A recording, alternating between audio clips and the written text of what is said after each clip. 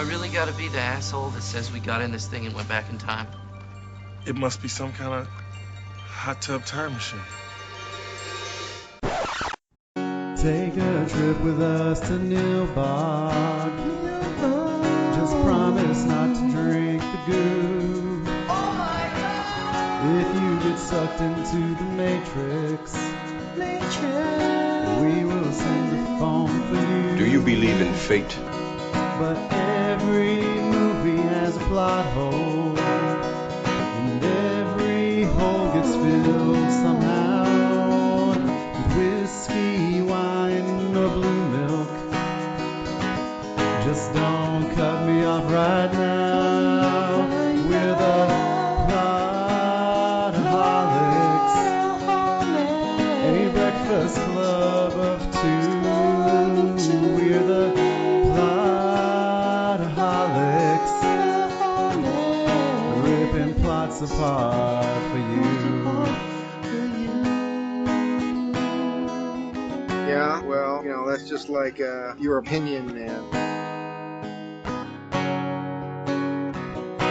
All right, everybody, Hi-yo. welcome to another rollick through film with the Plotaholics podcast. Woo! I am Shane Wilson, and I'm a Plotaholic. Hi, Shane.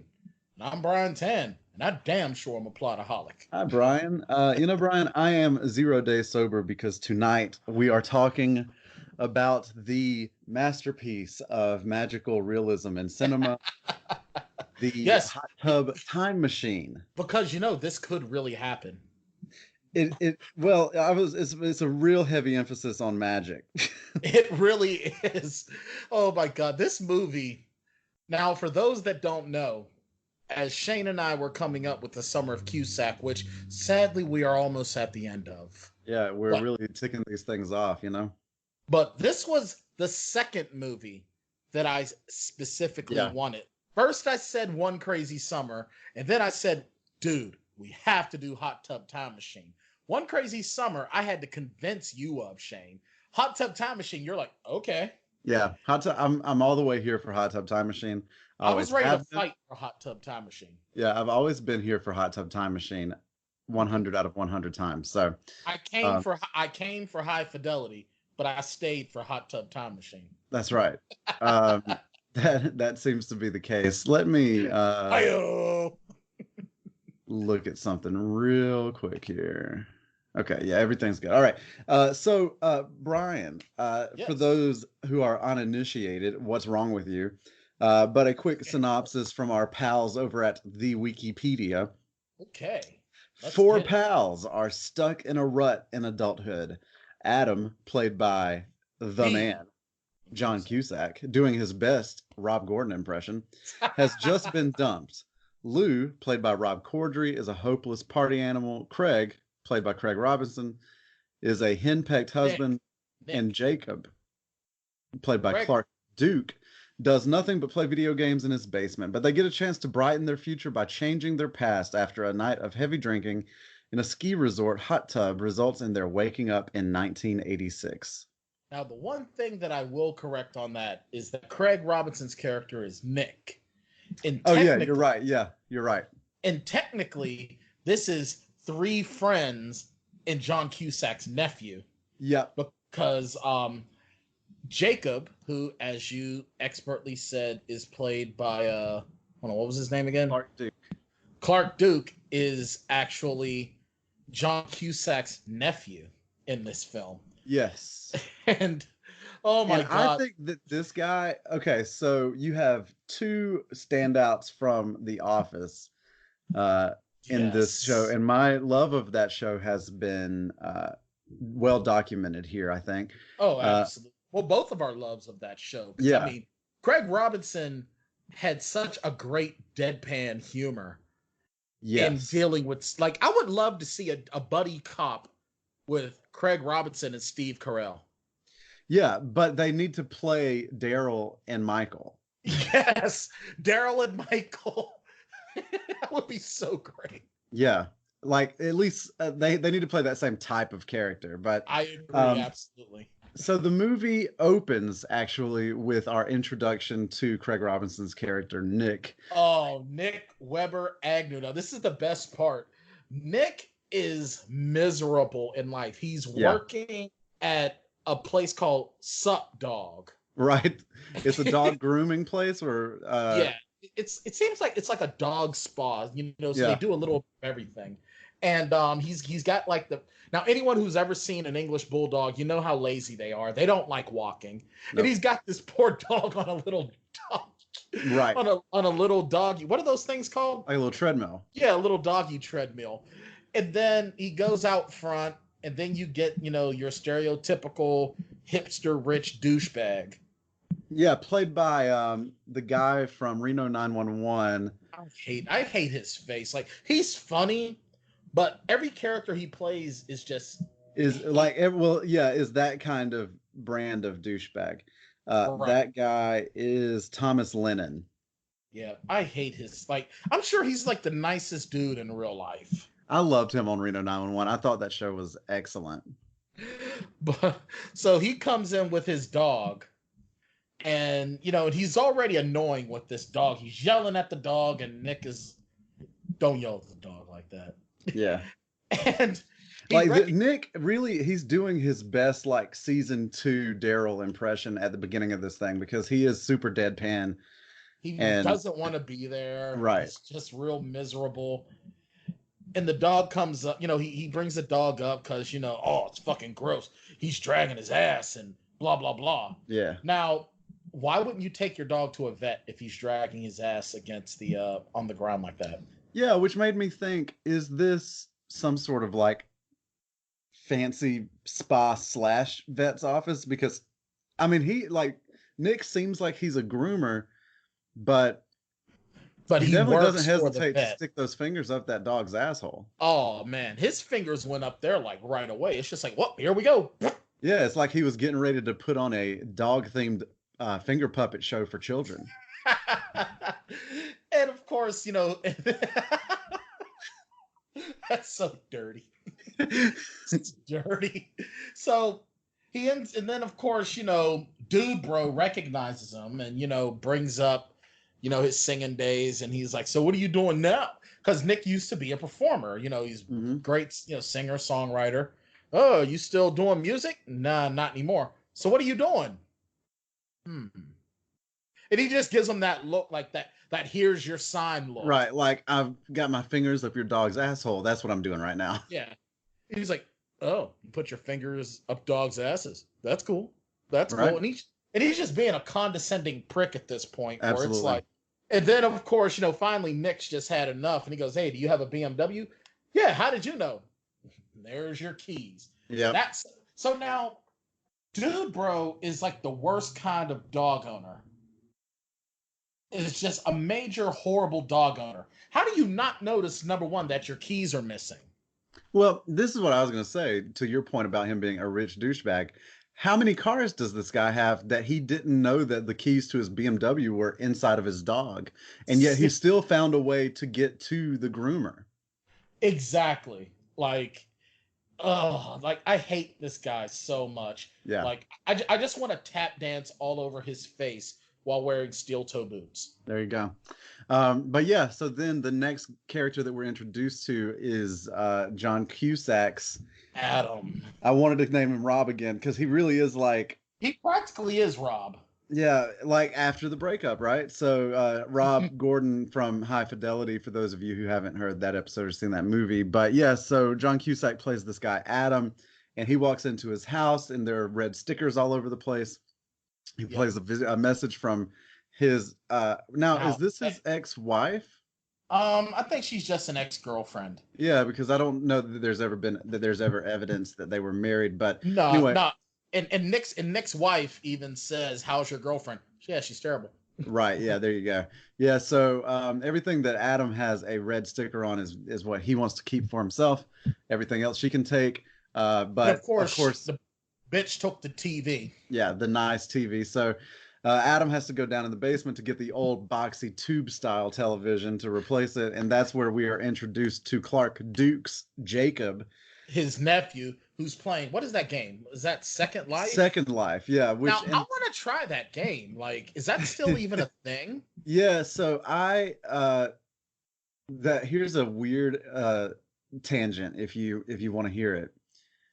Of course. I'll make a note of what time this is just in case it goes way off the rails. But let's see. At 9 o'clock we had Second Life tangent, or at 9 minutes in we had Second Life tangent. Okay.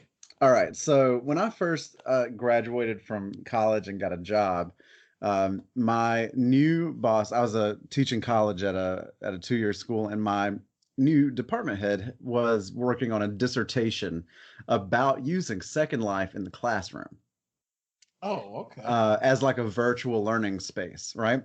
And so she was like, "Hey, Shane, we have a lot of grant money. We bought a bunch of Apple laptops, and we'll let you have one for work if you try to find a way to integrate Second Life into your class and sort of see what it's all about." And I was like, "Well, certainly." Now I had no idea what Second Life was, right? Okay. But I was like, I mean, that's an Apple computer. Yeah, sign me up, right? I'll do that. I'll play that game. And so I'm playing around with Second Life. And so Second Life is literally a Second Life. There's not a plot to this game. It is not story driven at all. It is just you log in, you're a guy or a girl or whatever you want to be, and you just live.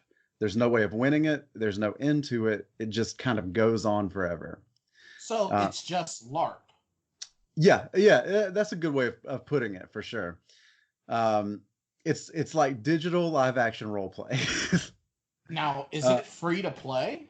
Yeah, so it you download the server. It was, at least when I was on there, and you download the program, which is essentially, I mean, it's just a program. And honestly, like, the graphics are kind of dope on there and stuff. But like, I was exploring it one night, and this character comes up to me. Like, anybody can talk to you, as long as you don't block them. And so this character comes up to me, and they're like, "Hey, how's it going?" And I'm like, "I'm doing okay. What's up?" And they're like, "Are you like new to Second Life?" I was like, "Yeah." They're like, "Let me show you around. Follow me." And so I followed them to a sex dungeon. And wow. It got real serious real fast. Wow. So the seedy underground of Second Life, you can actually buy digital cocks and digital vaginas for your character. And then any kind of like weird fetish kink that you have exists in Second Life. One time I teleported in, because you can search for worlds, so like, just like a Google search, depending on what your search term is, like what pops up can seem innocent, and then when you click on it, it's like, oh no, And so like I ended up in a forest, and when it all sort of rezzed in, I was in the middle of like a furry orgy. So wow. Yeah. So Second Life is kind of wild. All this is just in the video. Wow. Yeah, man. Because it's a sandbox game, so it's like anybody that logs in can actually create stuff for the game. And so people are just like, and because it's a Second Life, if you're going to so you can like, there's an in-game currency called I think it's called Linden Bucks. Linden is the name of the company that does the game. Okay. And so there's like an exchange rate from dollars to Lindens, but you can also make money in the game, and a lot of people turn to sex work or exotic dancing to make money in the game. Oh my God. But also people that are very good at like coding and stuff will just design either like they'll design clothes, or they'll build houses, or they'll design genitalia, or you can get a boob job in there. Like, so whenever Adam goes downstairs and finds that was Jacob, a great segue. That was a great segue, by the way. And finds Jacob downstairs playing Second Life. And he's in jail. And I'm like, this is exactly what this game is, right? It can be as tedious and as monotonous as real life. And a lot of people play it that way. That is insane. Yeah. And he's just like, when he said, don't you get tired of this Second Life bullshit? I thought he was just shit talking. I thought he was trying to say Half-Life. And right. then he's like, hey, listen, in life, you make decisions, and those decisions have consequences. It's called doing hard time. It's like, Right. but you were just in jail yesterday. You're fucking, what do you say? You're fucking 18. You haven't made a real decision in your life. Right. And so like in Second Life, he has done something to piss off like the people in the world that he's in, I guess, and they arrested him and put him in jail. And like if he's gonna stay in that world, then he has to serve his time. That's So insane. And I'm looking at the website right now. Start a business and earn real profits from the virtual world. What is this? The fucking Oasis? yeah, I'm telling you, people legitimately can like people can people can sculpt you a nice cock in the game and make a lot of money on Why it. can't I just use my own? Well, because it's a real cock and you need a Second Life cock. You need a second cock, Brian. Oh man, honey, I need a second cock. That really should be the name of the game. Second Yeah, cock. second cock should be Right. the name of the game. Because I was like, I went back to my boss and I was like, yo, I don't think I can use this. I'm actually getting ready to sign up for this game while we're doing the show.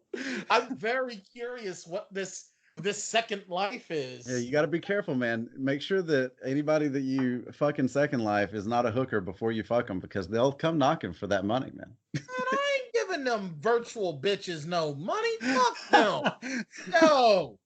Oh, All right. man. What are you gonna do? Are you gonna send your virtual pimp to my virtual door Isn't that to the kick thing? my virtual ass? That's it. It's I don't know. Whenever this game was at its height, there were a ton of news stories about people that I remember one story because when I got in there and looked around, I got like really interested in it, and so I started doing.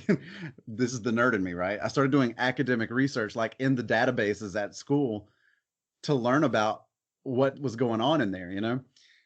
And yeah, so like there was this married couple in South Korea who and this is a dark turn, but whose baby died from malnourishment because the couple was too busy feeding their virtual baby in Second Life. These assholes. Right. What the? Wow. So I don't know. I think a 7-minute Second Life tangent is probably enough for our listeners, but I think so. That is just odd. yeah, man, it is a really weird place for sure. It's like if Craigslist became more tangible, like a video game. So is this what we have to look like? That this is this what we're gonna have? It sounds like as you described this, it's basically the Oasis. It's just it's not virtual reality yet. Yeah, right. So yeah, that's not a bad comparison, I guess.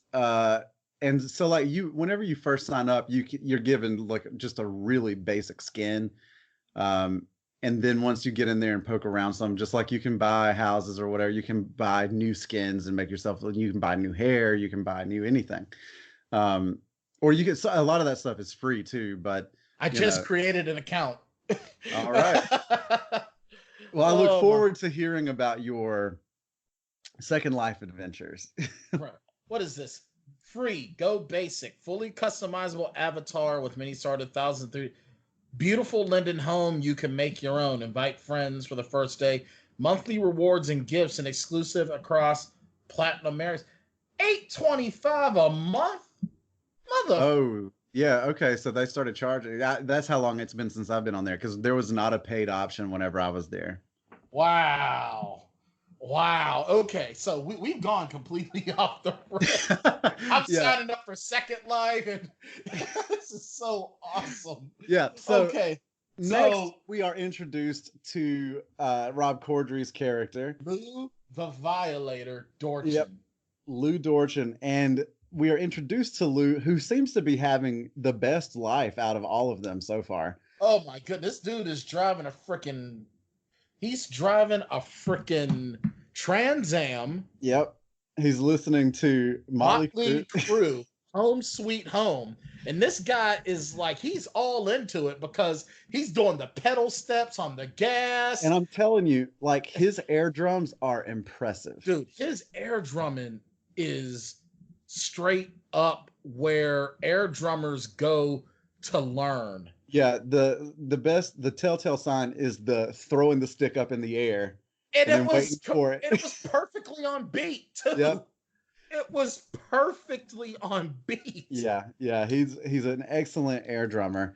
I wish I could air drum that cool. Yeah, and so what happens? Well, Lou is, as we can assume, hammered because he's still drinking. Dude, he's got so much alcohol in that car. You would think it was like the 70s. Yeah, and he closes himself up in his garage, and the car's still running, and he's pumping the gas because, again, bass pedal. Yeah. Of course, you got a bass pedal. Hey, yeah, man. Drummer's got a drum, bro. And so then he passes out, and everyone assumes that he's tried to kill himself because they find him in his car in the garage, full of exhaust and everything. But he didn't. Like, he was just hammered and air drumming. Right. So Nick and Adam rush to the hospital, and we meet Nick's wife. What the hell's her name again? I'm terrible. I'm so terrible. Know, yeah, ditto. Is it? Oh God, I'm looking at the cast list now, and I don't even know, man. It's not. It's not Courtney, is it? Yes, Courtney Agnew, played by the gorgeous dude. Kelly Stewart is beautiful, man. Yeah, she is a beautiful woman. Let me see, what else has she been in? Nothing much. She was in Monster-in-Law, uncredited. So the only real movies of note that she's been in is Hot Tub Time Machine 1 and 2. It looks like even her TV career is kind of yeah, it's pretty wild. It's modest. She's pretty modest. Yeah, it's pretty wild that she doesn't have more going on. But, you know who I'll save that because we'll get to it later. All right. But I'm a big fan of Lizzy Caplan, who plays April. Oh man. We'll definitely be discussing her later. Yep. So Adam and Nick hatch a plan to make their buddy feel better because, again, they think that he's tried to kill himself, and so they are going to put together this trip. They're all going to go back to where they used to hang out when they were kids in the 80s. It's Kodiak Springs in the mountains at a ski resort. How much more 80s can you get than that? Seriously. And of course, but then we get one of our first gross out gags. Yeah. Lou trying to pulling out his catheter. Yeah, man. Number one, I'm pretty sure, and I'm going to ask Sharon this. Hun, come here, please. Can you come here a second? You're actually going to be on the show. Hurry up. You're losing your seconds of fame. All right, so my fiance Sharon is probably the only one of us has had a catheter, unless Shane, there's something you want to say. I have not had a catheter, but I could also get Michelle in here, who is a healthcare professional. Oh, okay, fine. So I'm going to ask Sharon, because Sharon actually has had to have a catheter because she's had 2 kids. You've had a catheter in, right, hon? Yes. How does it feel on a scale of 1 to 10? How does having a catheter in, like, how does that feel? Is that comfortable? Is it? Once it's in, it's not too bad. Putting it in's a little uncomfortable. What about taking it out? Slightly uncomfortable. So we've watched Hot Tub Time Machine. Yes. Could a man just yank a catheter out like that, or is he going to need a doctor? He might need a doctor because doctors can't even put it in. It's a blind aim when they do it on a guy. Oh, Jesus Christ. Oh, why do they do this? I don't know, but it's a... Dude, doctors are evil. Like, they're monsters. Oh, jeez. Just let me piss myself. Yeah. Just let me piss. Thanks, hon. Now my cock. Now I need a second cock. Yeah, there you go. Oh, God. There's the callback. There's the callback we've all been waiting for. Yeah. Yeah, so it's a blind. They can't see what they're doing. Oh, God. So Lou is just like, hey, I'm just going to yank this out of my wiener because reasons. And gets it's time to go, man. It's time to go. We got to go to Kodiak Springs tonight. It's like, oh, you guys are paying for it, all right. You're like, right. Look at Lou, man. Lou's a hustler for sure. He really is. Now, I really love how when they're jagging him at the very beginning, wow, look at him. Every money-making scheme fails, and he's a loser, and and they're like really just coming out with everything about Lou. They're just throwing it out there. Yep. And they're not joking. They're actually being serious. Right, Like, because they don't think that he can hear them. Right. Now, I've always wondered, do they know he's awake and they're just messing with him? Or do they not know? And then, hey, there Well, I he think that they is. don't know because, like, if you wanted him to hear you, I don't think that you would whisper. True. And I get the sense that these guys don't really see each other that much at this point. No, it's like they were best friends as kids, but Right, it's because like, even Lou points out, he's like, you can't be my best friends because I've been calling them every week and they never return my calls. So that can't be you. You look like them, but that's not you. yeah. And he's really putting it on, man. He is not. Yeah, he's clearly pretty bitter. Oh, and then some. So then, of course, Lou is all pissed off because Jacob is coming. Right. Yeah. Well, yeah. So like the next day we go to pick up Lou and Jacob's in the car and Lou's not down with it. He's like, "You ruined my fucking weekend," and he's like cussing him out. And it's like, dude, you're like mid-40s at this point. Like, you're in your 40s at this point. Why are you starting shit with a kid, a 20-year-old kid? Lou does not give a shit about anybody. Lou cares not about anyone's feelings, their thoughts. Lou don't give a fuck. However, Brian, I would argue that sort of at the center of this film is the following thesis that given the opportunity, none of us ever really care about anyone but ourselves. That's true. Because they all have an opportunity. And none of them ever, like, they all have an opportunity to be there for each other, but they never are. But they never are until something bad has happened and they all feel bad about it. Right. And it's like they're guilted into the doing next the thing. right Right. thing. They're like guilted they never answered Lou's calls, and so then they're guilted into it by what they think is an attempted suicide.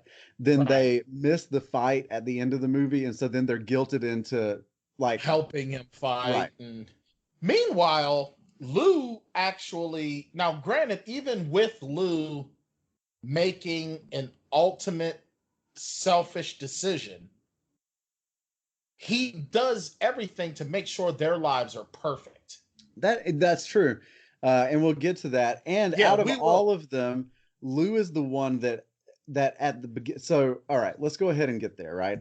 At the end of the day, as big of a dick as Lou is, he's the better person than all of them. Yeah, because when they wake up in the past, Lou is the only guy that even tries to live the life that he lived back then so that they don't create like the butterfly effect, right? Right. Like he gets his ass kicked and he does all of that stuff.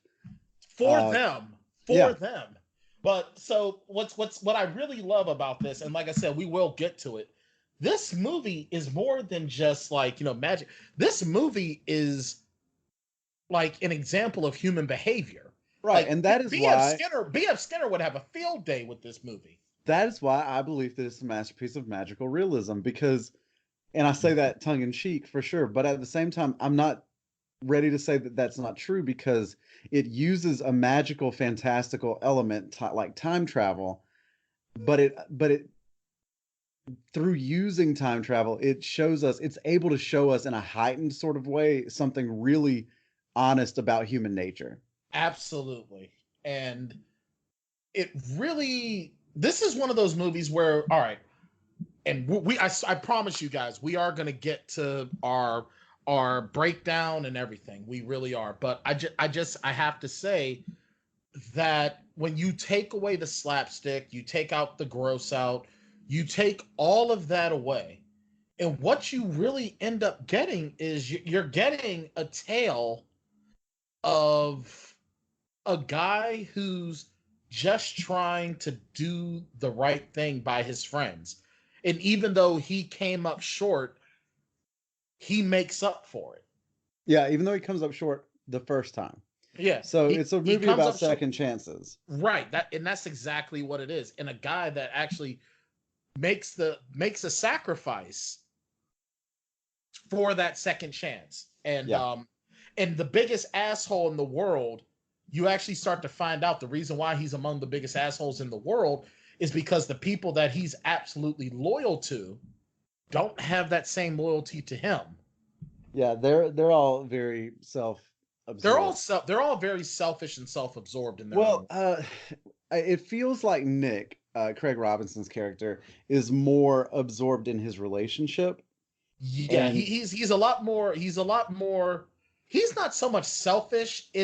He's going through the motions for his relationship, but he isn't assertive.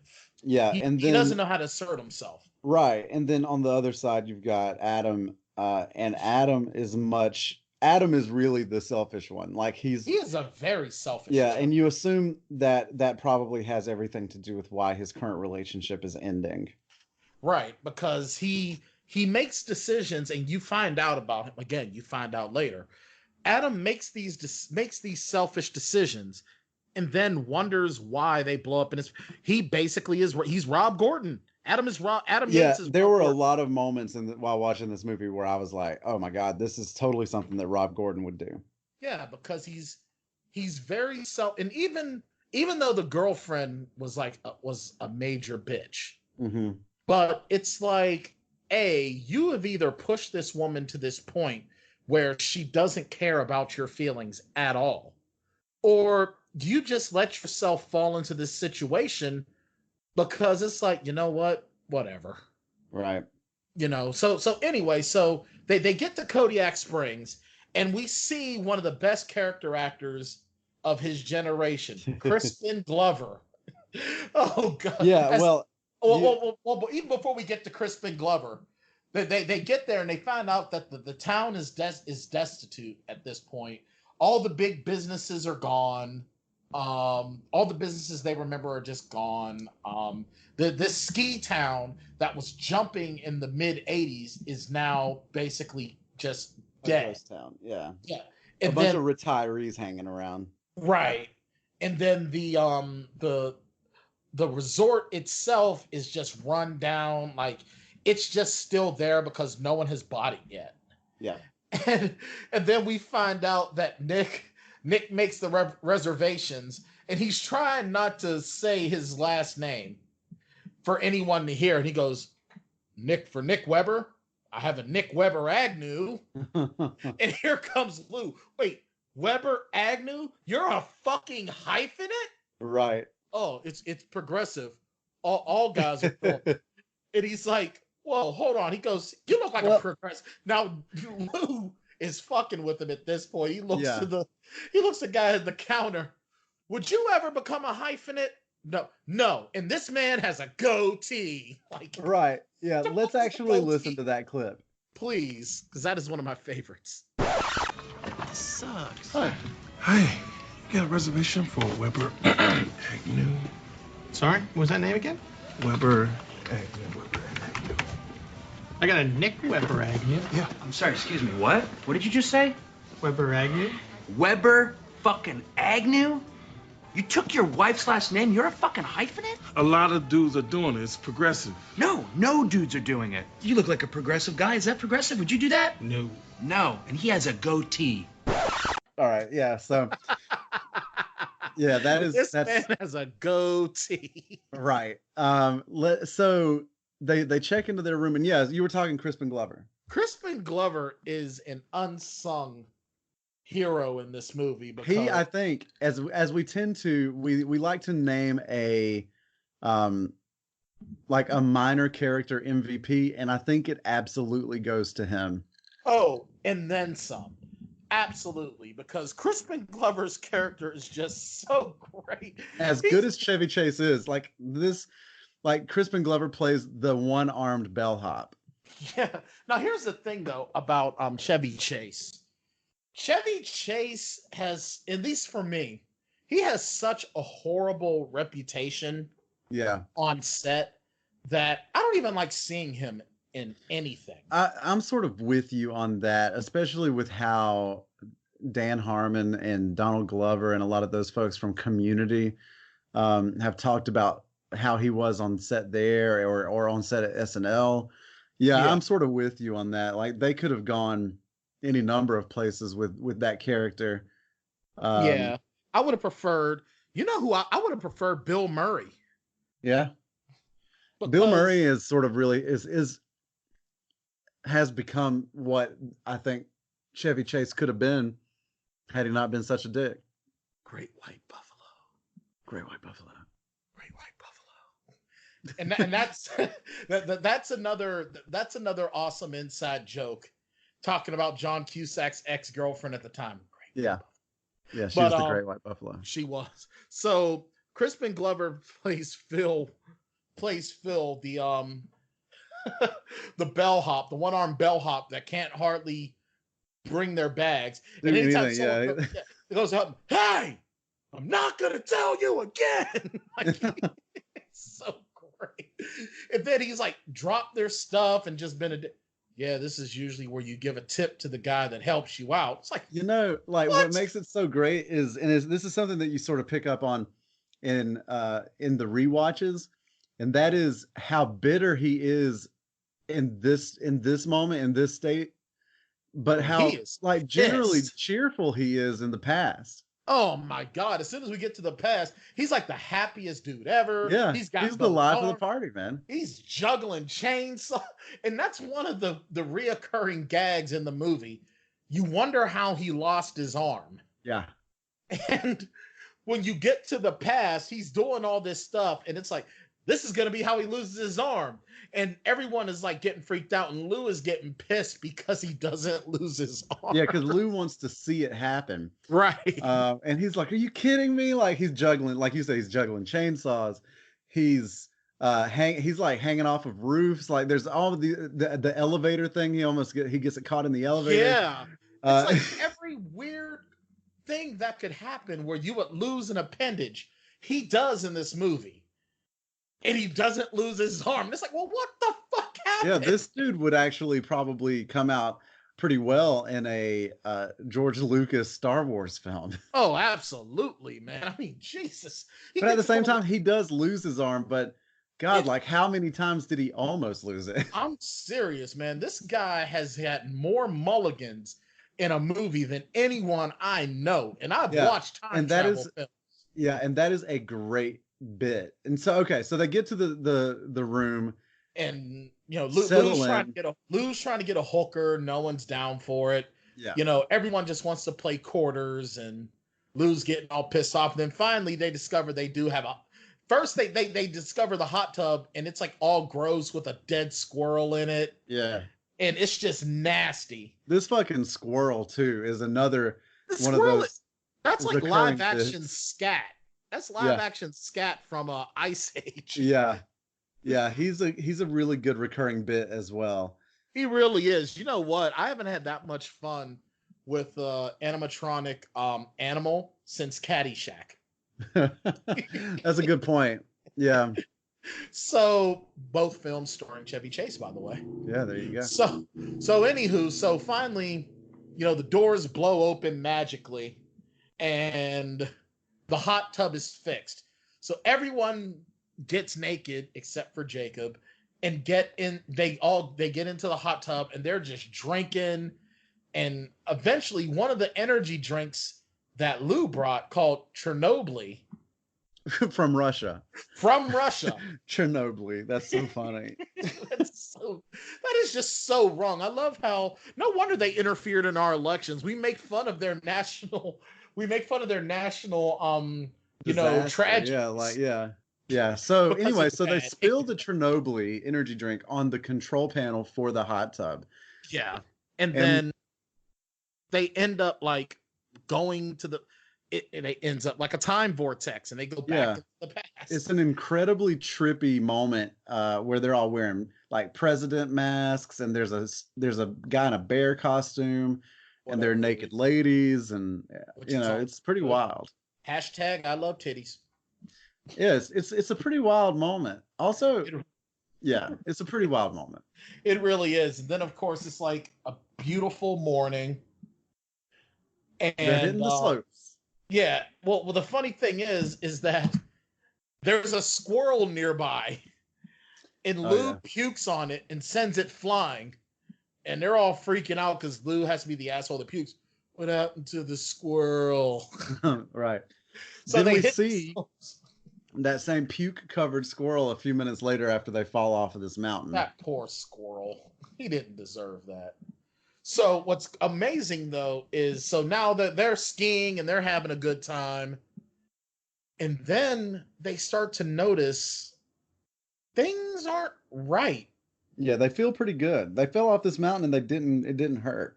Yeah, and they're like, all right, this is awesome. They get to the bottom and hey, is there some sort of do we have a clip of them discovering that something is wrong? Dude is rocking a cassette player. Just relax. I'm sure there's a reasonable explanation for all this shit. Tell me to relax just for a minute. Leg warmers, Jerry curl. Where's the beef? Excuse me, miss. What color is Michael Jackson? Black. It's because you've got like Alf in there, you've got Reagan, and it says live, and you've got I Want My MTV, and it's like they splooshed a ton of 80s references into this one. Like, and some of the 80s stuff wasn't Alf was 1986-ish, I believe. I thought Alf was maybe Alf was like mid 80s and didn't really make it to the 90s. Let me see. Alf TV series. Let's see. 1986 to 1990. Okay, so Alf would have been a thing. David Bowie's big on MTV, which was it. I mean, it's really, really like they paid attention. They paid very close attention. Well, they had an icon of the 80s in the film, so they had to have. And then, of course, we actually get to meet a fresh-faced Winter Soldier, Sebastian Stan, our typical 80s movie villain. Which is crazy that's who that is. It really is. It's cool how, because I'm pretty sure like right after this, like 4 years later, he becomes Bucky. Yeah. So which does not even look like the same guy. Not even all. a little bit. Not even a little bit. So this is one of those things where like, a lot of times you'll see somebody in a movie and you're like, hey, do you know who that is? And somebody's like, oh yeah, that's the guy from that thing, right? But like, no way. Look, I never would have connected these dots if I hadn't looked it up.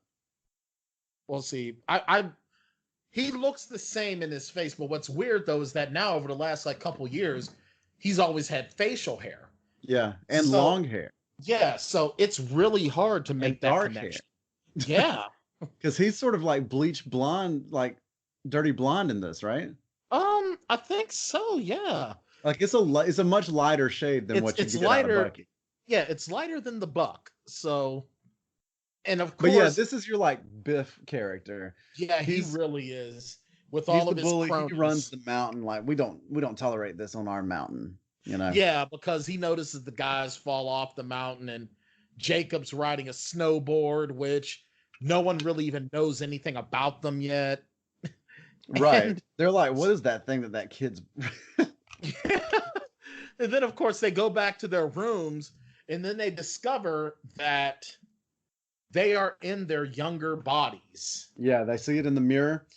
And they go outside and they look at the hot tub. And that's when we get the clip that you heard at the top of the show, which is Jacob asking if he has to be the asshole that says that they got into that thing and went back in time. And then Craig Robinson has the line of the movie, and I want to say something about it. He said he says the fourth wall. Right. He says it's like some kind of hot tub time machine, and he looks at the camera.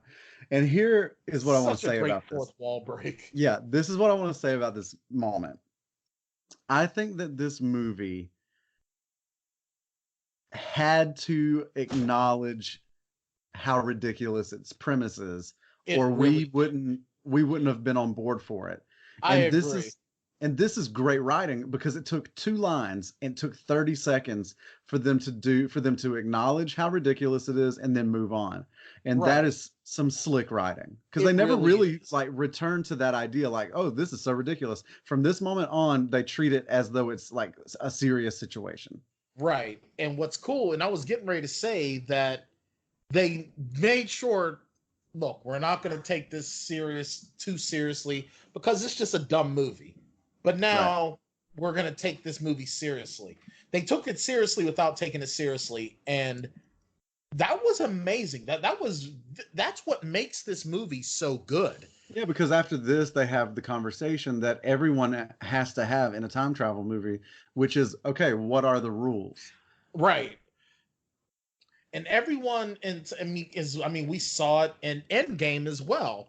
Yeah. You know, everyone's trying to establish, well, what can we do? What can't we do? Are we going to run into ourselves? How are we going to get home? You know, the whole thing. And of course, you get John Cusack. I hate this fucking decade. It's like, dude, if it wasn't for that decade, you wouldn't have a career. Okay. Don't be a dick. Yeah. But, and of course, we find out that Jacob is risking fading out of existence. Yeah, because he hasn't even been born yet. Right. And so you sort of do have this like Back to the Future element here where this is the weekend they sort of discover this is the weekend that he is conceived. His mom is there, John Cusack's character's sister. Kelly, played by Colette Wolfe, who she is beautiful, man. Yeah. The 80s looked real good on all of these women. It really did. It really did. So so they sort of are tasked with the big task that they decide is a butterfly effect sort of thing. We have to make sure that we live this weekend the exact same way that we did the last time. Right. So we don't screw up the future. Right. Which means, oh, wow, I didn't realize that. She's in your show, dude. AP Bio. Oh, is she? Colette Wolfe, Meredith. She's I haven't gotten that far into it yet, so I don't know. I just thought I'd throw that to you. Yeah, let me take a look here. She's one of the I think she's one of the minor. It doesn't show her to me. It just says she's a reoccurring character on Wikipedia. Yeah, I don't know who she is. I don't know. She's not sticking out to me. I guess you're just gonna have to binge the series again. Yep, I'm gonna have to do it. You poor guy. I know, it's pretty good. So the guys decide, Adam has to break up with the Great White Buffalo. Yeah. He's got to break up with her again because he did the last time, and he knows that when he does, he's gonna get stabbed in the eye with a fork. Yep. Nick has to have sex with that groupie Tara. And Lou has to get beat up by Blaine. Yep, those are the things that have to happen. Right. Little do we know that we also have to make sure that Jacob is conceived, and more on that later. Right. So the guys are going through their thing. At this point, it ends up being evening, and we see Phil juggling the chainsaws. And, like that whole scene was so golden. Yeah, I'm even sitting there waiting. Is this when he loses it? Is this when he? Well, that's the thing, right? Like the first time you see this movie, you do experience that. Like, oh, is this it? Like you're there with Lou because there's this morbid sort of curiosity about. Yeah, and like, that's one of the most genius like tropes in this movie is this guy is Crispin Glover's character. Like, and it's one of the first things it's one of the first things that tips them off for real that they're in the past. Right, because he's got both arms. They actually tackle him and almost beat him up. Right. And so hilarious. Yeah, and one of the best exchanges is when Lou's like, "You're gonna lose that arm," and he's like, "Oh no, man!" He's like, he's like, "Oh, okay, I'm gonna lose." He's like, "You're gonna lose that fucking arm." But and this is, of course, and this is really bad for Jacob because then he discovers that his mom is not only an alcoholic, but she's kind of slutty too. Mm-hmm. And she's into drugs. Yep, she's a druggie. She's slutty and all that. So Adam goes to break up with Jenny, and I believe, didn't we find out that Jenny was going to break up with him? anyway. Yeah. So yeah. So he goes and he thinks like, okay, clearly she's super hot, right? Oh, it should be like, noted that you lasted for almost 10 minutes, and I think I came. I'm not sure yet. Right. Yeah. Exactly. So it should be noted that Nick goes through with what he has to do. He has sex with the groupie, even though he didn't want to because he's married. He's an upstanding guy. He cried. Right. Then Lou does get punched in the face. But Blaine steals the bag with the Chernobyl. Right. Which... But then we go to Adam, and Adam doesn't follow through because his girl is a banger. She really is. I mean, she's not really my type because, you know, she's just a little too slender for my taste. Yeah. But she is really cute.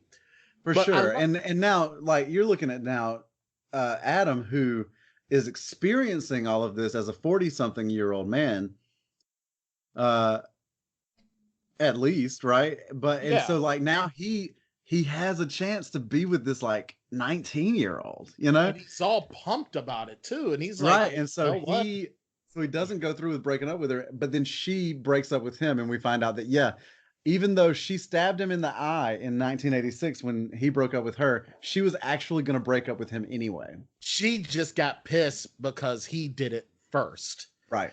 Which is kind of a dick move. And I think, but it's also the way young love works. Right. But then, of course, that's when Adam ends up meeting, and you brought her up, the amazing, the gorgeous Lizzy Caplan playing the role of April. Bing, bing, bing. And doesn't she write for Spin Magazine? Yeah, she's a reporter for Spin Magazine. She's following around Poison. Yeah. Now, I don't remember why Poison. Now, here's the thing. Jumping back to Nick, is this groupie is, I'll never go back. I'll never go back. I'll never go back. It's like, wow. Perpetrating that stereotype, but hey, you know what? That's one of the few stereotypes I think that I'm okay with. Just for the record. Yeah. Like, I don't know. Hey, hon, are you planning on going back? She missed it. She missed it completely. I know you guys can't hear. I'm like, are you planning on going back? She's going back where? Remember when we watched Hot Tub Time Machine and Nick was having sex with the groupie? She's like, I'll never go back. I'll never go back. Remember? Are you planning on going back anytime soon? Oh, okay, cool.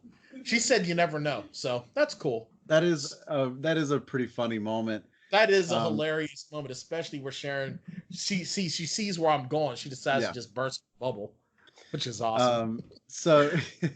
But he ends up like bawling in one of the most hilarious scenes in the movie, and it was actually a scene that made it into the original trailer. He calls his wife as a child. Yes.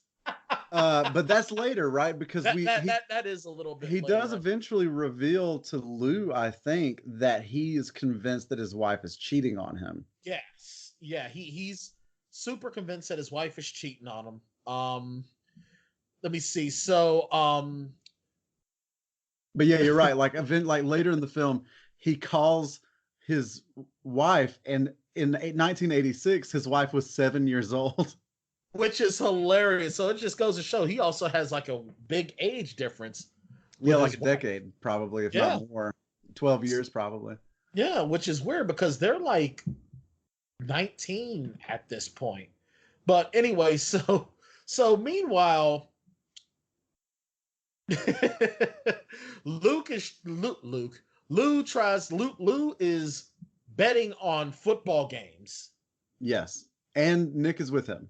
Yeah, and Nick's hanging out with him, only to find out that he tries to risk everything, and the squirrel he puked on crashes the field and ruins the play. Right, yeah, because he's using his knowledge from the future to bet on this AFC playoff game, NFL, like an NFL game. And there's the butterfly effect. Yeah, and it's the squirrel effect. It's one of those classic John Elway games, and he's like, "This is the drive, man."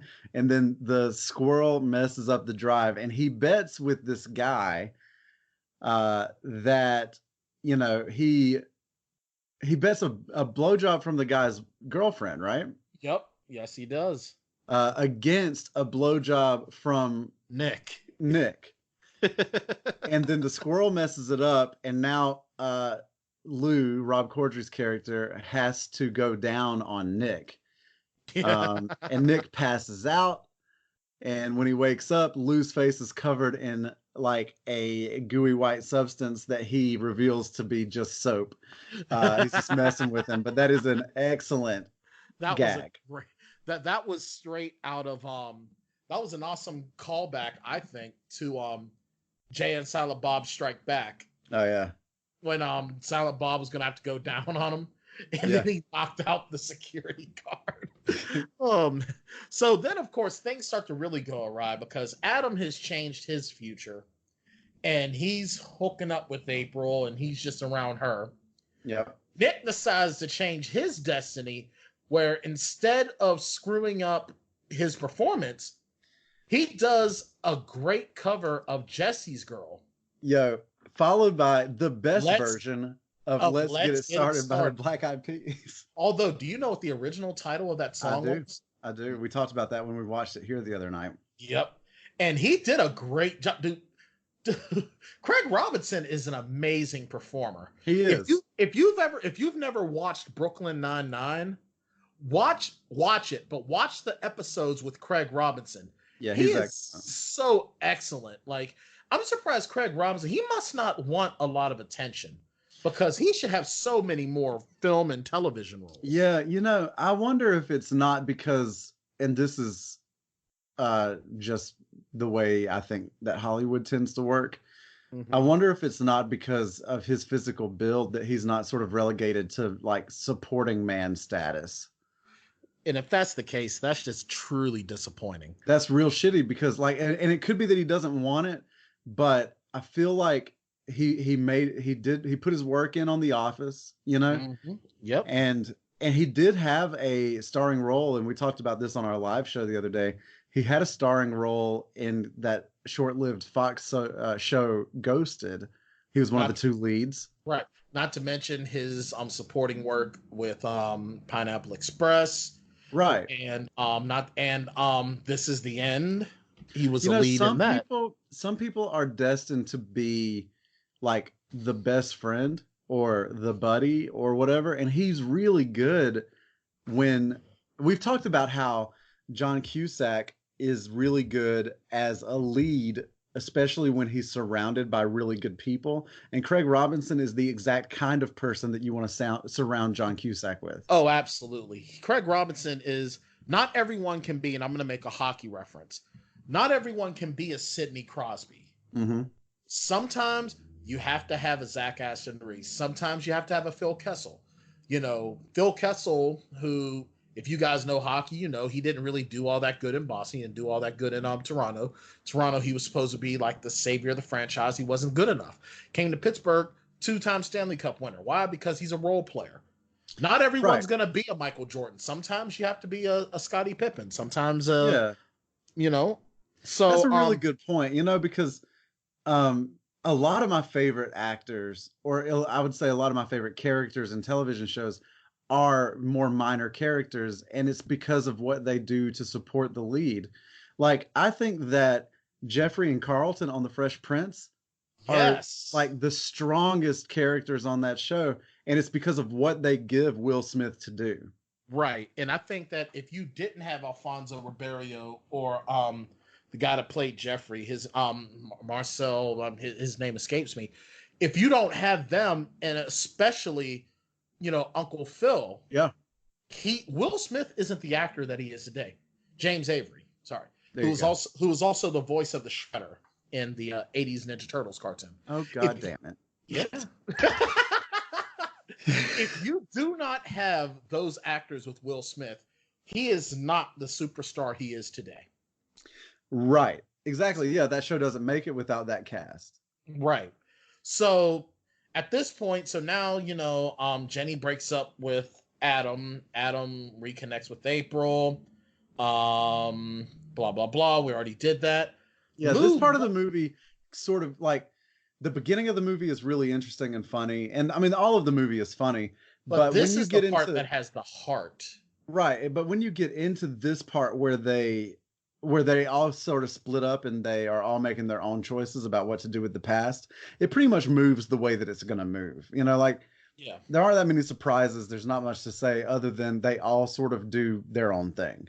Right. And, but the thing is, Lou is the only one that's trying to do everything the right way. but he asks his friends to come because they've all decided that they're going to like spit in the face of history, right? And Lou says, you know, I have to go fight this guy at midnight. Will you guys be there this time? And they're like, yeah, we'll be there. And then they all miss it.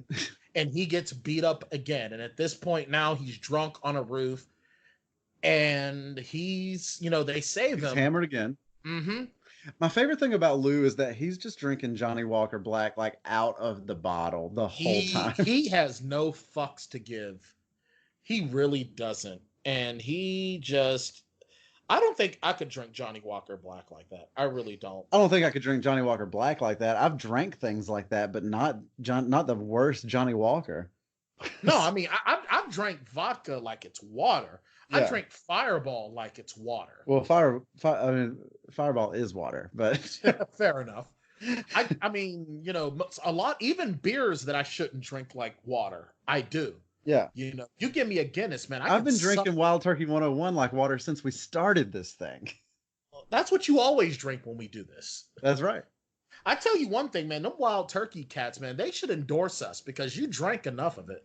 I'm telling you, like, I'm on the air on our live show. Like, if we can get a Wild Turkey sponsorship, I'm there for it. Oh, hell yeah. I'd be all for that. If anyone from Wild Turkey is listening, I'll even start drinking Wild Turkey. Look, when we hit 1,000 listeners, I'm gonna reach out to Wild Turkey. I'm all for it.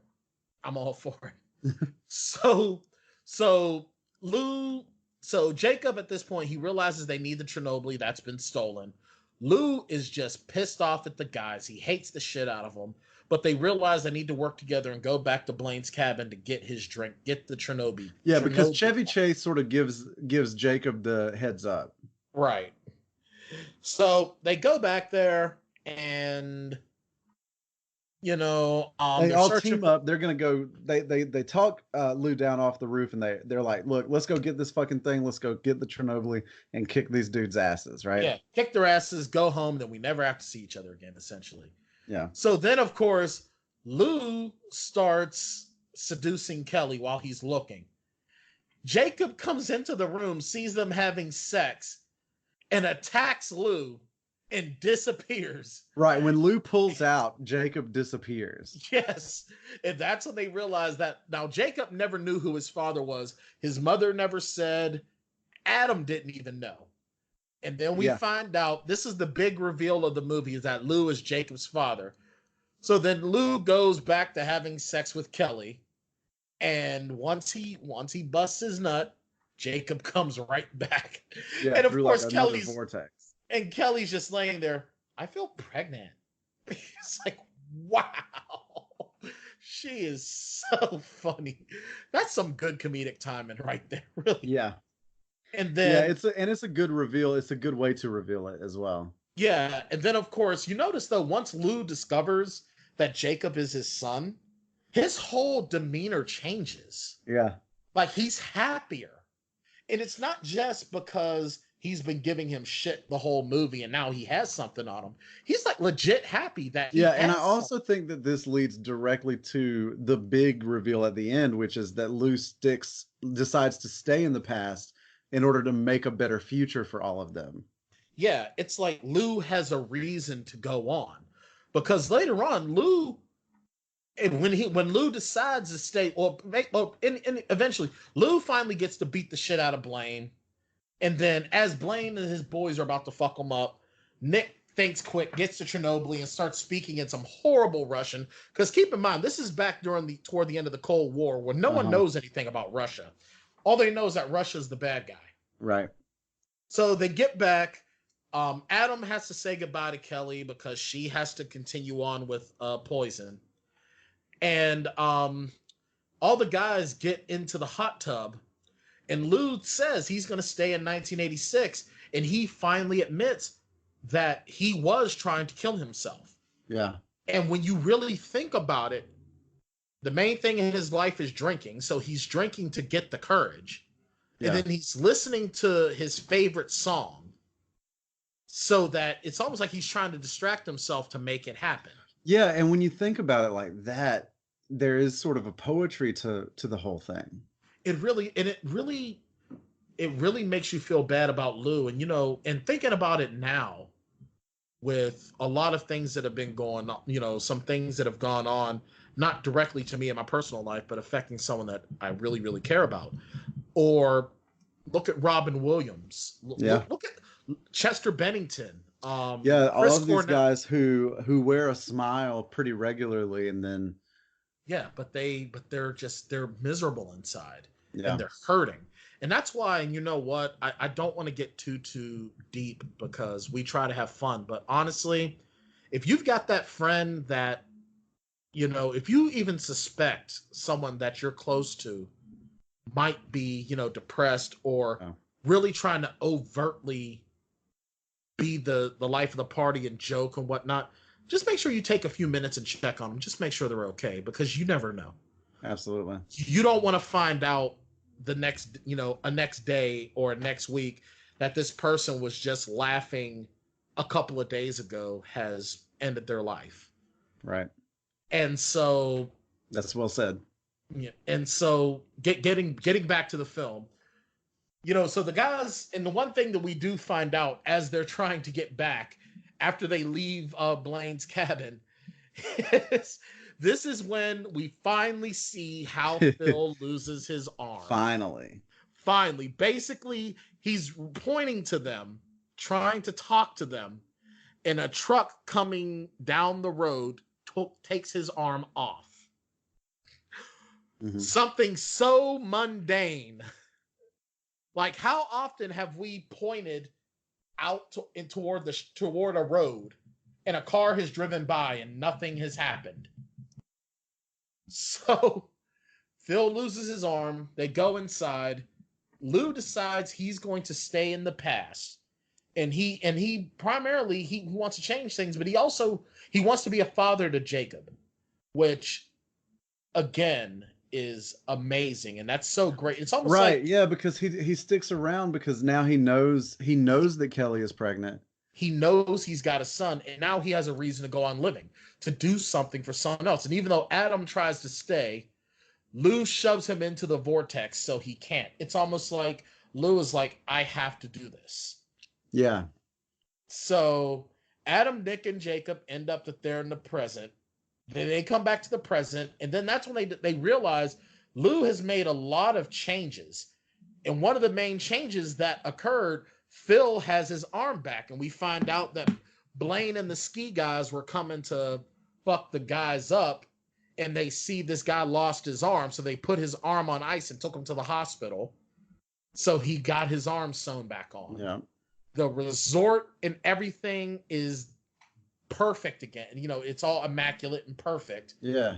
And they're given Lugal maps. Yeah. To go home, because none of them live in the place where they used to. Right.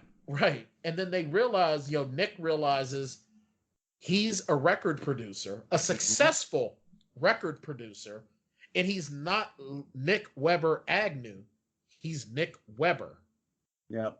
And his wife has not cheated on him. That's right. Which is amazing. And then you find out that Adam is married to April. Yeah. And he's like totally happy. And when they go to Lou's mansion, and they see that Lou is a great dad to Jacob, and he's him and Kelly are married, and they're they have that sort of equal asshole relationship with each other.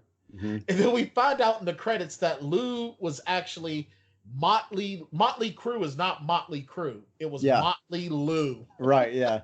So you have Lou stick around, and he becomes this super wealthy dude, and he uses that wealth and his knowledge of the future to take care of his buddies. And also to decapitate everybody that we know today as wealthy.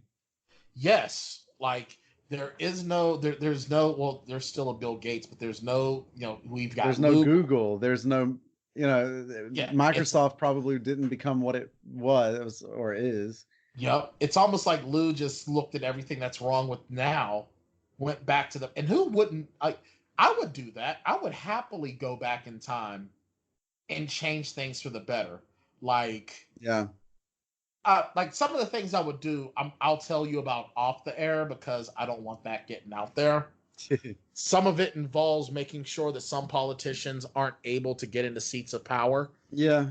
I don't think that you even have to say anything other than that. Nah, like, and I wouldn't even do anything like really, really bad. Just like maybe frame them for something, or not even frame them, just like get some information on them and just like, yeah, let's put that out there. Yeah.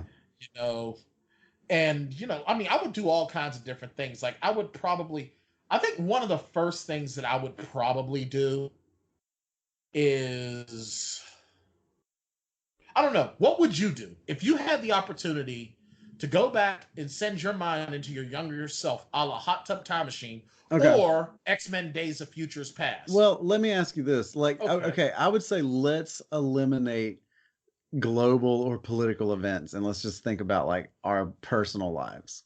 All right, so nothing global, nothing whatever. Yeah, because we all have our list, right? Like, oh, I'd go back and kill Hitler or whatever, right? I'd stop 9/11. Yeah, like we have those things, but in terms of our personal lives, what are those things? Like, would you change a relationship? Would you take a different job? Would you, I would have gone to college right out of high school. I probably would have my original high school. I either would have made sure I didn't go to, or if I did go to it, I would actually take advantage of the opportunities it would have offered. And I would have gone to 4-year. I would have done the traditional thing, gone away to college, and blah blah blah, and probably would have tried to get into radio. Yeah, I like that. I went to college out of high school. I've been in some bad relationships that I'd like to say I don't want to do that. I would change that maybe, a la Eternal Sunshine of the Spotless Mind sort of stuff. Right. But at the same time, like all of those missteps sort of have brought me to where I am currently, Right. and things are pretty good. Like I don't have a lot of complaints about things right now. I definitely have some fractures in my spirit that could be taken care of if I erased certain people from my past, but I don't know that it's necessarily worth all of that. Right. And I mean, I've got fractures as well. I mean, and honestly, I do complain a lot, but at the same token, from where my life was 7 years ago, yeah, to where it is now, this is heads and shoulders better. And you know what I would do, Brian? What would you do? I'd go back in time and I would have me and you meet earlier and start the Plotaholics podcast even sooner. Yes. So that we could be farther along on this journey than we are right now. Absolutely. I would do that, but I would still make sure that I met Sharon. Yeah. But and that's the thing. And that's why you don't want to fuck up too much or fuck with the past too much, because you never know. Like, I'm with Michelle and I'm very happy in this relationship. But if I had done just a couple of things differently, I wouldn't be where I am right now. I would have never met her, Right. Now, does that mean that I wouldn't have met someone else that would have made me just as happy? No, probably not. I mean, I'm not a big believer in one true soulmate sort of stuff. Mm-hmm. I'd probably be fine wherever I ended up, but I kind of like where I am, where I have ended up. So I think I'd probably just go ahead and make the same choices. Yeah, you know what? The only things that I probably would have, like I said, I probably would have. Well, see, that's weird because, and I hate to say it like this, but a lot of decisions that I made, I do regret. But if I wouldn't have made those decisions based off of being stubborn, based off of, well, actually, a lot of it was just believing in myself, and these things just didn't work out. But I wouldn't be where I'm at. I wouldn't be the right. I don't know that I would have a published novel or two, as it is, like if it weren't for that. I don't know that I would be, I think that there's a good chance that I would have like gone for a PhD instead of a second master's, and I think that that would have been terrible for me. Like, Yeah. but there are certain things. There are times when you have like an idea of what the right thing is, and it doesn't work out, and it turns out that maybe that was for the best. Yeah, I totally agree, because if I would have never moved to New Hampshire, not only would I not have my son, I wouldn't have written my first novel. Yeah. And the Plotaholics wouldn't be, because I met you through writing circles. There you go. So I think that, I think the idea of the time travel and this hot tub time machine thing, it's fun for a fantasy. Yeah. And like we said, this movie is really more about friendship and redemption than it is about like, what would you change if you could, right? Right. This movie had to give us 4 protagonists that were essentially miserable in order for this to work. Absolutely. It really had to, and this film wouldn't have worked with any other actors. Like, it really wouldn't have. And that's why Hot Tub Time Machine 2 kind of falls apart. Yeah, because Adam Scott, right? Yeah, Adam Scott, Adam Scott, I'm not a fan of. I'm really not. I like Adam Scott, but I can't imagine him as a substitute for John Cusack. He's really not. He doesn't have the charisma. He doesn't have the presence. No, he plays a very particular kind of part really well. Right. And he's not fun to me. He's, like I said. No, he's good as the straight man. Like, he was good on Parks and Rec. He was good in Party Down. He was good on Ghosted, but he was good on all of these shows because he was sort of the serious straight man fulcrum, and all the craziness was around him. Right. And even when he was in Step Brothers, he was, he was a good, he sometimes has that look of a guy that you just want to hate. Yeah. And once again, he's probably like the nicest dude in real life. But I mean, I'm not his biggest fan. I almost just wish that if John Cusack couldn't have done the second one, just don't fill that spot. Exactly. And I think that probably would have been best if they didn't fill the slot. But I think because he had that connection to because of the connection to Craig Robinson. Yeah. That's how he got in. It's like, well, Adam's available. Right. Yeah. Oh, man. Well, Bryan, it's about that time for us to hit the ratings button. Yep. So in case you are new to the Plotaholics, you don't really know how we rate our movies, don't worry. We have a good friend that's going to help you learn just what we do. All right. Bartender Smiley, take it away. I love Smiley. The Plotaholics rating system for the movies is a pretty simple system. Basically, they rate movies based on how many shots it takes to get through them. So if you got a good movie and you get through it all the way sober, then it takes 0 shots to get through the movie. And then if you got a really bad movie, then it could take up to 5 shots to get through the whole thing. I think you can try to figure out the middle part yourself. So what can I get you? And all right, there are your ratings. So, Bryan, how many times have you seen this movie? This will be my 15th time. No way. That's not real. Seriously. I love this movie. Hell, yeah. I mean, I like it, but Jesus. All right, so 15 times in, 0 to 5 shots, 0 shots being the best. What do you rate Hot Tub Time Machine? Well, I will say this first of all. Of the last, we'll say, 10 years, this is probably one of the best comedies to come out in the last 10 years. And I'm talking straight comedy, Yeah. And in that, this is a film that, for all of its quote unquote faults, it's surprisingly very tight. The narrative is tight. The first act is great. The second act is amazing. The heart-to-heart aspect of the second act leading into the third act, and then it's all amazing. This is a very tight, very well written movie.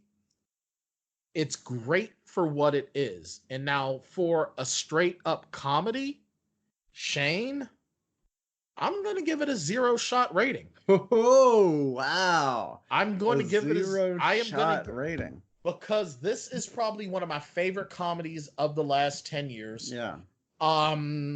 Would I say it's in my top 10 of comedies all time? I think I could.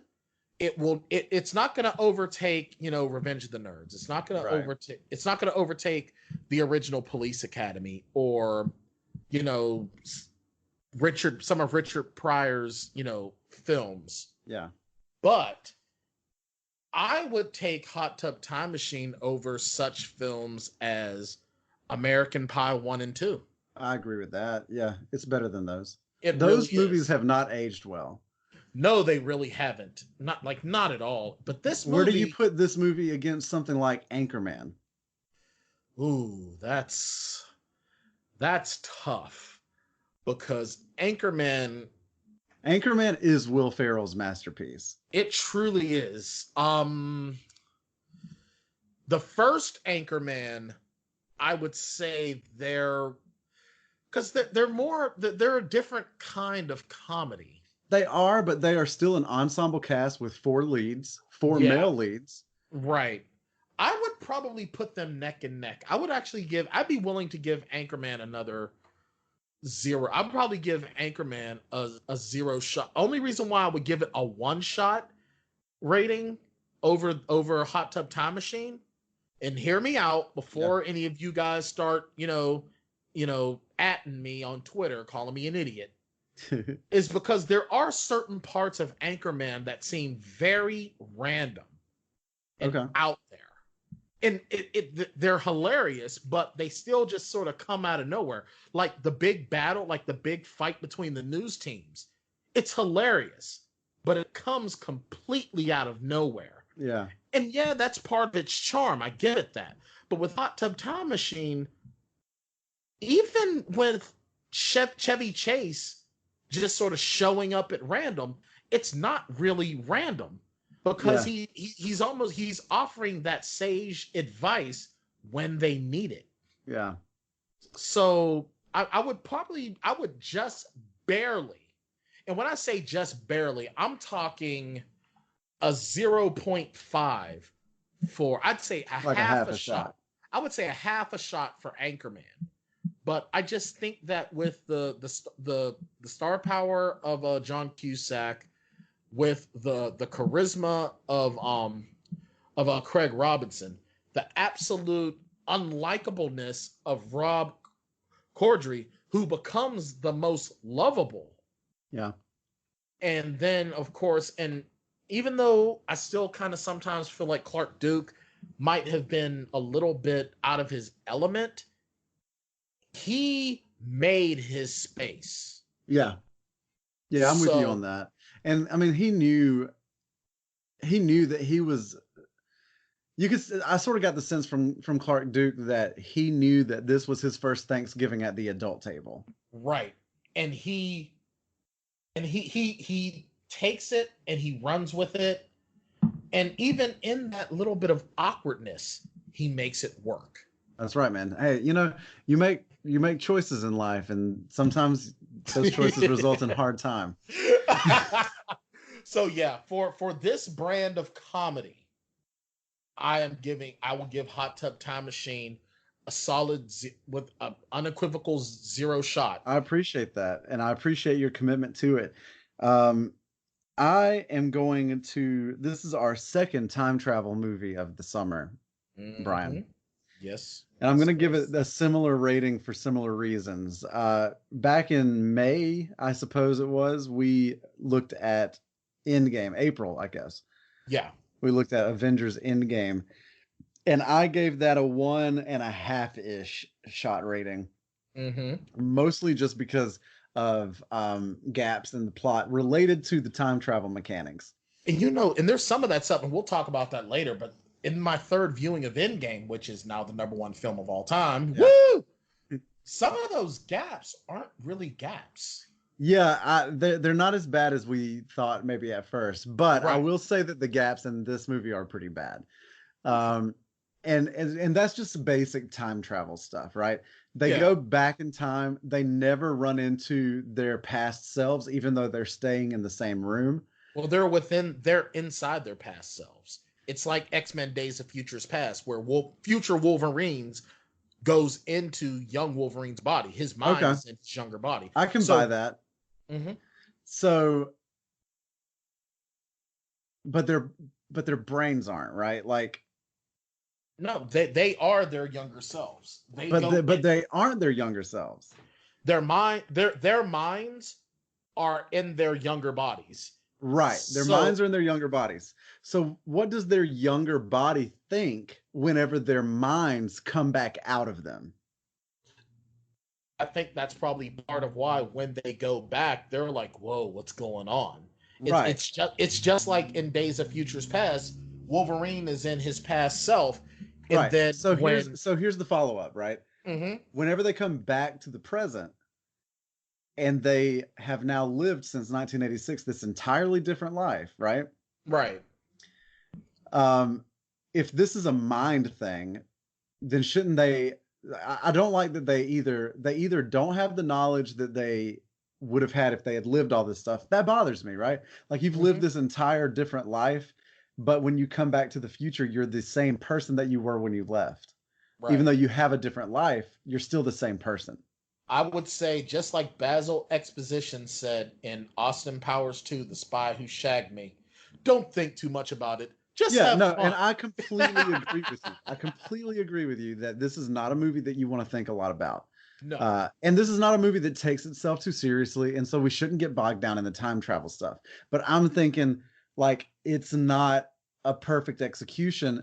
For what it is, it's amazing, right? Mm-hmm. But I think that you have to sort of account for some of those rules as writers. As a writer myself, somebody that dabbles in that particular genre a little bit, like you kind of have to figure that stuff out a little bit. Like the idea that one dude could stay in the past and not come back to the future, and then everybody else, when they show up, all of the stuff is changed, and it's just going to be okay. You know, like it feels. Oh yeah, that makes sense. That I can definitely understand that aspect of it.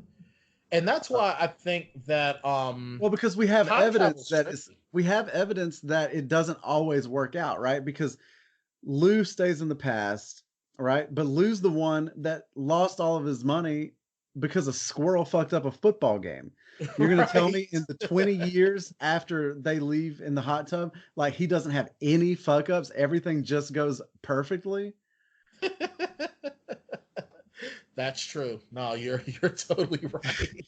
So I'm thinking like I'm with you on genre, and this movie makes it very clear what it wants to be and how we should watch it, and with that in mind, I give it a 1, nice. A 1-shot rating. Hot Tub Time Machine is just getting this is the best rated. I mean, just on average, because. You know, in our previous ones, you know, either I gave because One Crazy Summer, we both we didn't pan it. We had fun, but it wasn't. One Crazy Summer is the weakest of all these movies. 2 movies have rated better than Hot Tub Time Machine, and that's High Fidelity and Boys in the Hood. Right. And that's it, because, you know, High Fidelity is just a great film. Even The Matrix was rated lower than Hot Tub Time Machine. Which is crazy. I cannot believe that. But at the same time, like, and it's something that we talk about almost every week or every time we do this. It's that whenever we do these ratings, we take into account the actual goals of the film that we're watching, and then how close it got to actually achieving those goals. Right. And The Matrix is an amazing film. Like, top to bottom, is The Matrix a better movie than Hot Tub Time Machine? Oh, it doesn't matter, because it's a different genre and you can't compare those things. Exactly. You can't compare genres. You can't. You can sit there and say all you want. Now, granted, and I just did say The Matrix is a better film overall, but that's critically. The Matrix also had a much higher budget. The Matrix is also a very serious film. There's tiny points of laughter, but that's it. It's really tough to hold these movies up to each other, and that's why we like to remind you of this every time we try to rate something. Right. When we rate these things, we're not saying that one movie is so much better than another. We're going by genre for one. In its genre, is it the best? Is it like, how great is it? Not to mention the fact that and what's funny, and I noticed it because at one point I was really wondering if we had started to sort of drop off a bit as far as how we review our film. And then I realized that we do it all the time and I don't even realize it. I don't even realize how well we're doing it. We're dissecting this as writers. We're dissecting plot. We're dissecting writing. We're dissecting character development. I mean, God, I brought up B.F. Skinner talking about Lou and Adam Right. and this quad crew. The Quad Squad. Yeah, thank you. The Quad Squad. I love it. Now, and then comparing when you watch Hot Tub Time Machine 2, you realize how great Hot Tub Time Machine 1 is. Yeah. Now, spoiler alert, Hot Tub Time Machine 2 gets a 5-shot rating. Oof. I would rather watch Troll 2 Oof. than Hot Tub Yeah, Time so Machine. because there's something to be said about something being so bad that it's good and something being so bad that it's unwatchable. Exactly. And Hot Tub Time Machine 2 is absolutely unwatchable.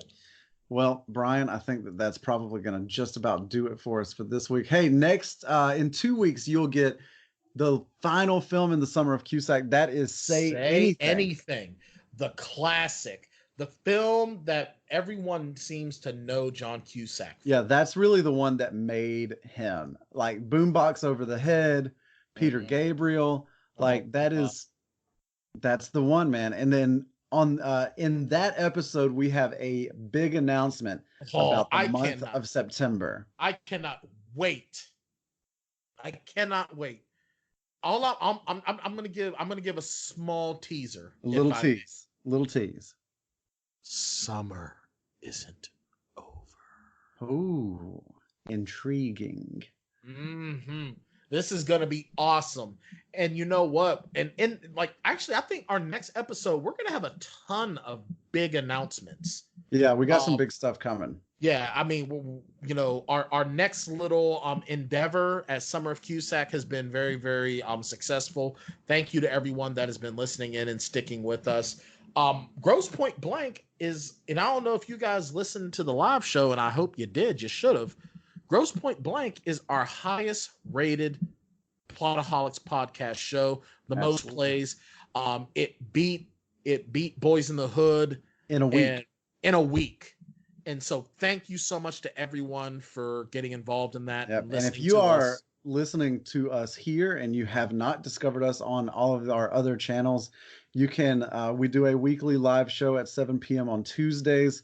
That's 7 Eastern time that's on Facebook Live, YouTube Live, and on Periscope, where we just cover the week's pop culture news. Absolutely. We do that every week, 7 p.m. Just search us at Plotaholics on any of those things, and you should be able to find us. Absolutely. And and if you ever have any major questions about how to find us, just do plotaholics.com, and that'll link you to anything you need. Absolutely. Our articles, our shows, whatever. Oh, and by the way, we had someone, Shane, I don't know if you had a chance to see this, but it was about the beginning of the show. And we were direct message. I'm not going to give the individual's name because I don't want to be disrespectful and I don't want to burn any bridges. But we were asked if we wanted to contribute to a GoFundMe. Yeah, I did see that. I haven't looked at it yet. And I don't think we're going to do that. No. I don't think we're going to do that. I'm really not a big fan of the automated direct message that just asks for stuff. Yeah, but then it's like, but I'm not a bot. Okay. Here's an idea. You probably could have there's so many different ways that could have been done. Yeah, however, if you are a real person, we love to hear from real people. Again, on any of our channels, you can email us at plotaholicspodcast@gmail.com. Reach out. We love hearing from you. If you want to hear us dissect a particular movie, we love hearing suggestions. Though our programming is pretty booked up through the end of October. So absolutely. So if you want, and what, we're going to be giving you guys some information over the coming months as far as what we're going to be doing. But if there's a film that you would like for us to do, granted, keep in mind, some of those requests we're not going to be able to get into on the rando, what we're starting to refer to as our rando films. Well, we're booked up pretty much until November. Yeah. So, but keep that in we mind. will get to your suggestions as long as we have air in our lungs. We will be chasing the dragon. Absolutely. And you know what? Keep listening, because we're only getting better and better. We're going to have a lot to announce before we even start Say Anything. Say Anything is probably going to be a long show, because we've got a lot to announce for September. We got a lot to announce for October. Are we going to announce October yet, or are we going to wait? We will probably discuss October a little bit in the next episode. Yeah, we're going to have to get into that pretty quick. So we've got a lot going on, guys. So thank you so much for all of you that have made these last 3 going on 4 months now such an amazing ride. And you guys keep us doing what we do, and we love to entertain you. We love to dissect this plot for you. And hey, it's only going to get better. That's right. But I think we're going to have to put a fork in it for now. Yeah, I got to go to bed. I got to go to regular. That's right. I got to go to daytime job. I hear you. All right. Hey, everybody. Thanks for listening. For the Plotaholics, I'm Shane Wilson. And I'm Bryan Tan. And we will see you again real soon. Take a trip with us to Nilbog. Just promise not to drink the goo. Oh my God! If you get sucked into the Matrix, we will send a phone for you. Do you believe in fate? Sometimes the end game is the perfect place to start. We're in the end game now. And other times you want to pretend the prequels were never a real thing. Let's just pod race to the end. It's working! Every movie has a plot hole, and every hole gets filled somehow. Whiskey, wine, or blue milk. Just don't cut me off right now. We're the Plotaholics.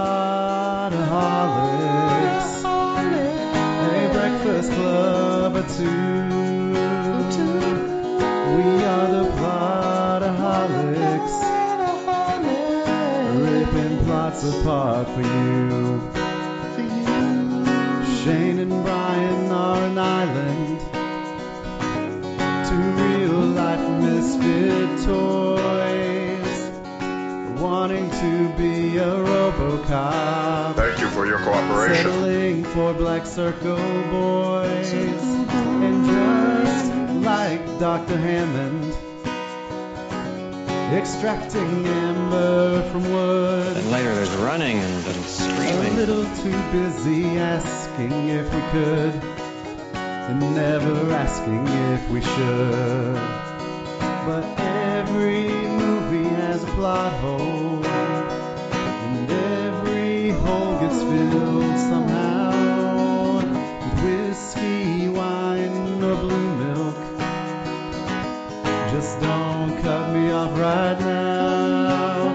We're the Plotaholics,